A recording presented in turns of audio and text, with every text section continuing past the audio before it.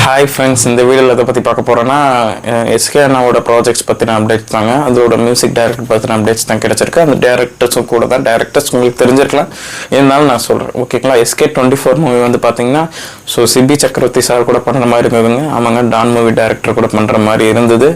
So அது பண்ணாமல் நம்ம SK25 டேரக்டர் அதுக்கு முன்னாடியே ரிலீஸ் பண்ணுறாங்க பராசக்தி மூவி.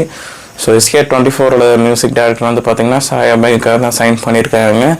அண்ட் அவரோட 25th அப்புறம் பராசக்தி மூவிக்கு அப்புறம் 26th மூவி வந்து வெங்கட் பிரபு சார் கூட சைன் பண்ணியிருக்காங்க.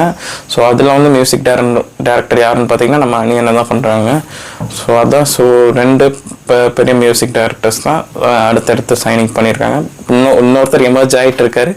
ஸோ கண்டிப்பாக அவருக்கும் பெரிய சக்ஸஸ் கிடைக்கும்னு நம்புவோம், பார்ப்போம் ஃப்ரெண்ட்ஸ். பட் அவரோட வரப்போகிற ஆல்பம்ஸை வச்சு தான் சொல்ல முடியும் சாயா பயங்கர் எந்த அளவுக்கு இதாக இருக்காருன்னு. ஸோ அணியனும் நல்லா பண்ணிகிட்டு இருக்காரு. ஸோ ரெண்டு பேருமே நல்லா இம்பேக்ட் கொடுக்கக்கூடிய மியூசிஷியன்ஸ் தான். ஸோ பாப்பா ஃப்ரெண்ட்ஸ் எப்படி இருக்குன்ட்டு.